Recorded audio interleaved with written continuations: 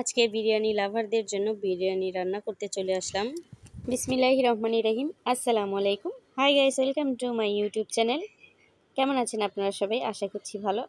তো সকাল সকাল আজকে একটা রান্না করছিলাম। তো যদিও ভিডিওটা আমি বিকেলবেলা ছেড়েছি, সকালবেলা আজকে একটু বিরিয়ানি রান্না করেছিলাম। ছোট ছেলের অনেক আবদার, ও বিরিয়ানি খাবে, তো এই জন্য আর কি। তো সচরাচর বিরিয়ানি, আমরা গ্রামের মানুষ তো অতটা বিরিয়ানি রান্না করা হয় না যদিও।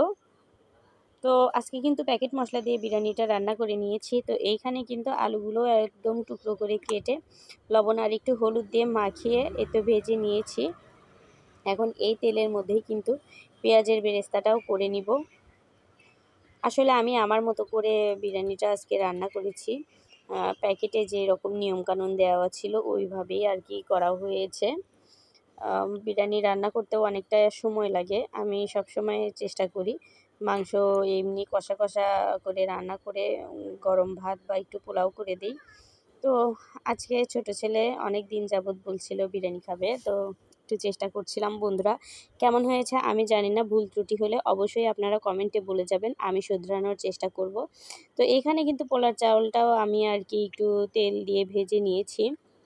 এখন আর ঘি অ্যাড করব না, ঘিটা আর কি নামানোর আগে দিব। তো চালটা কিন্তু সুন্দর করে একদম কড়া করে একটু ভেজে নিব। তো আমি কিন্তু দুই পাশেই রান্না বসিয়েছি, ইন্ডাকশনেও রান্না করছিলাম, আবার এদিকে গ্যাসেও রান্না করছিলাম।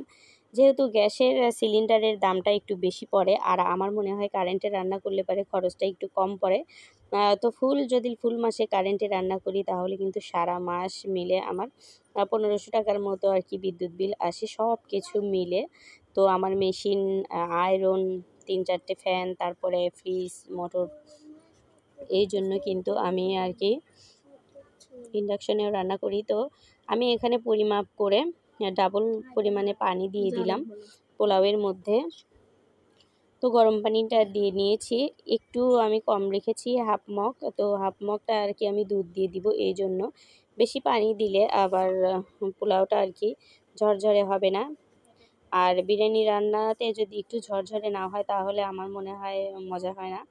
তো আমার যে হলুদ দিয়ে আমি আলুটা ভেজেছিলাম ওই সময় আর কি একটু হলুদ হলুদ ছিল, এই জন্য কালারটা হলদেটে হয়ে গেছে। তো এখন কিন্তু আমি হাফ কাপ পরিমাণ দুধ দিয়ে দিলাম, যদিও হাফ কাপের একটু কম ছিল।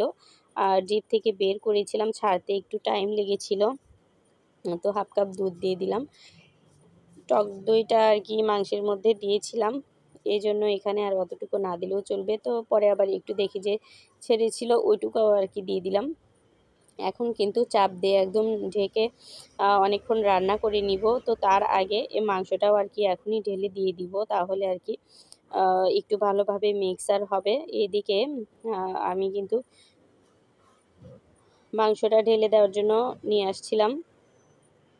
তো এই তো মাংসটা একদম কষিয়ে রেখেছিলাম, ঢেলে দেই।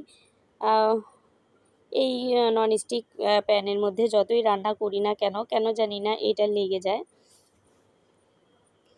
যে জন্য আর কি তরকারি যাতে লেগে না যায় এই জন্য আর কি ননস্টিক কেনা। তো ননস্টিক এগুলো অতটা ভালো না, আমার মনে হয় যে এর চাইতে যেগুলো আর একটু দামি সেইগুলো হয়তো ভালো। দেখেন কড়াইয়ের নিচে কিভাবে আটকে ধরেছে।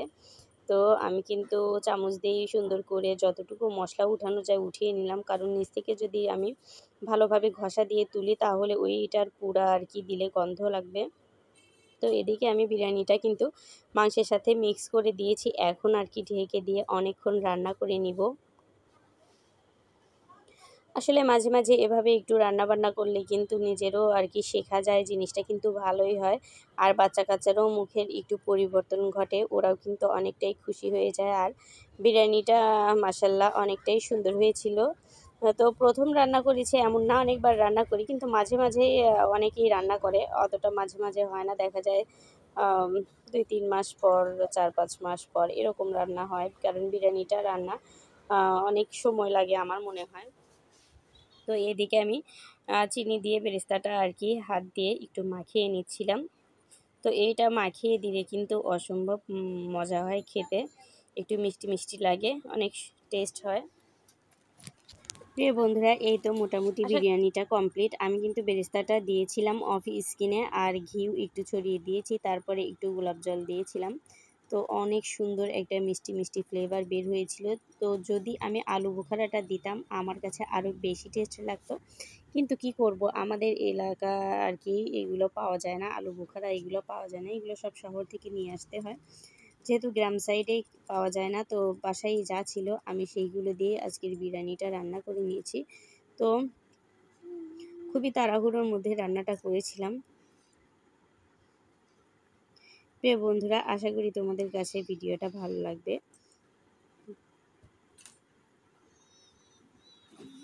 সবাই ভালো থেকো, সুস্থ থেকো, আল্লাহ হাফেজ।